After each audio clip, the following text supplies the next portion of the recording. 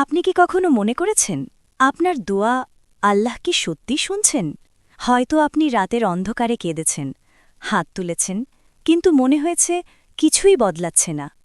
কিন্তু জানেন কি, সব দোয়া আল্লাহ একইভাবে শুনেন না। কিছু দোয়া আছে যা শুনে আল্লাহ তাৎক্ষণিকভাবে মনোযোগ দেন। একটা দোয়া আছে যেটা যদি আপনি সত্যি সত্যি করেন, আকাশ থেমে যায়, ফেরিস্তারা নীরব হয়ে যায়। সেই দোয়াটা কোনটা? আজকের ভিডিওতে জেনে নিন আল্লাহ সবচেয়ে বেশি কোন দোয়া শুনতে ভালোবাসেন। মানুষ কথা বললে কেউ শুনুক এটাই চায়, আর মানুষ দোয়া করলে সে চায় আল্লাহ শুনুন। কিন্তু আজকের প্রশ্নটা খুব গভীর। সব দোয়া কি আল্লাহ একইভাবে শুনেন? সব কণ্ঠ কি তার কাছে সমান প্রিয়? নাকি কিছু দোয়া আছে যেগুলো আল্লাহ শুনতে সবচেয়ে বেশি ভালোবাসেন? আজকের এই কাহিনী কোনো কল্পকাহিনী নয়, এটা কোরআনের আয়াত, নবীর সাল্লাল্লাহু আলাইহি ওয়াসাল্লামের হাদিস আর আল্লাহর সাথে বান্দার সম্পর্কের এক বাস্তব গল্প। দোয়া কি আল্লাহর কাছে? আমরা দোয়া ভাবি চাওয়া, কিন্তু ইসলাম দোয়া শেখায় দোয়া হল ইবাদত। রসুল সাল্লাল্লাহু আলাইহি ওয়াসাল্লাম বলেন, দোয়া হল ইবাদতের মূল। আল্লাহর কাছে দোয়া মানে শুধু প্রয়োজন জানানো নয়, দোয়া মানে এই ঘোষণা দেওয়া, হে আল্লাহ, আমি দুর্বল আর তুমি একমাত্র শক্তিশালী। কোরআনে আল্লাহ বলেন, তোমরা আমাকে ডাকো, আমি তোমাদের ডাকে সাড়া দেব। সূরা গাফির আয়াত ৭। কিন্তু আয়াতের শেষ অংশে আছে ভয়ঙ্কর সতর্কতা। যারা অহংকারবশত আমার ইবাদত থেকে মুখ ফিরিয়ে নেয় তারা জাহান্নামে প্রবেশ করবে। অর্থাৎ দোয়া না করাটাই অহংকার। সবচেয়ে সুন্দর দোয়া কোনটা জানেন? ছন্দ মিলানো দোয়া নয়, উচ্চস্বরে কান্না নয়, লোক দেখানো দোয়া নয়, বরং ভেতর থেকে ভেঙে পড়া হৃদয়ের নীরব আহাজারি। আল্লাহ বলেন, নিশ্চয়ই আল্লাহ ভাঙা হৃদয়ের কাছাকাছি থাকেন।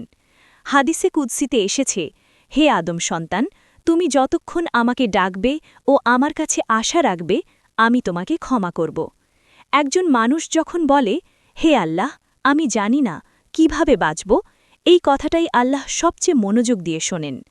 আমরা ভাবি, এত গুনাহ করেছি, আর দোয়া কবুল হবে না। কিন্তু আকাশ থেকে আল্লাহ ঘোষণা করেন, হে আমার বান্দারা, যারা নিজেদের ওপর জুলম করেছ, তোমরা আল্লাহ রহমত থেকে নিরাশ হইও না। রসুল সাল্লাল্লাহু আলাইহি ওয়াসাল্লাম বলেন, আল্লাহ তার বান্দার তওবায় এমন খুশি হন যেমন মরুভূমিতে হারানো উট ফিরে পেলে মানুষ খুশি হয়। ভাবুন, একজন পাপী কেঁদে কেঁদে বলছে, হে আল্লাহ, আমি লজ্জিত।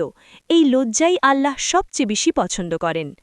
কোরআনের প্রশ্ন, কে আছে বিপন্ন ব্যক্তির ডাকে সাড়া দেওয়ার মতো? সূরা আন-নামল আয়াত ৬২। এই প্রশ্নের উত্তর আল্লাহ নিজেই, আমি আছি। নবী ইউনুস আলাইহিসসালামের কাহিনী। অন্ধকার সমুদ্র, অন্ধকার রাত, অন্ধকার মাছের পেট, সেখানে কোনো আমল ছিল না, ছিল শুধু এই দোয়া, লা ইলাহা ইল্লা আন্তা সুবহানাকা ইন্নী কুনতু মিনাজ জালিমিন। আল্লাহ বলেন, আমি তার দোয়া কবুল করলাম। সূরা আম্বিয়া আয়াত ৮৮। এই দোয়া আজও আল্লাহ সবচেয়ে ভালোবাসেন।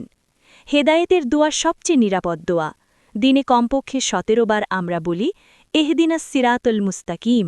অর্থ, আল্লাহ যদি আমাদের দুনিয়া না দেন, তবু হেদায়েত চাইলে তিনি কখনো রাগ করেন না। রসুল সাল্লাল্লাহু আলাইহি ওয়াসাল্লাম বলেন, হে আল্লাহ, আমার হৃদয়কে দ্বীনের উপর স্থির রাখুন। নবী সাল্লাল্লাহু আলাইহি ওয়াসাল্লাম নিজেই এই দোয়া করতেন। তাহলে আমাদের কত বেশি করা উচিত? হাদিস অনুযায়ী রাতের শেষ তৃতীয়াংশে আল্লাহ বলেন, কে আছে আমাকে ডাকবে, আমি তার ডাকে সাড়া দেব। আর আছে সিজদার দোয়া, মাজলুমের দোয়া, মা বাবার দোয়া, রোজাদারের ইফতারের আগে দোয়া। এই সময়গুলোতে দোয়া করলে আল্লাহ বিশেষভাবে শোনেন। আল্লাহ দোয়া শুনতে ভালোবাসেন যখন বান্দা ভেঙে পড়ে, যখন বান্দা লজ্জিত হয়, যখন বান্দা নির্ভর করে, যখন বান্দা বলে, তুমি ছাড়া আমার কেউ নেই। আল্লাহ দোয়ার শব্দ নয়, দোয়ার সত্যতা শোনেন।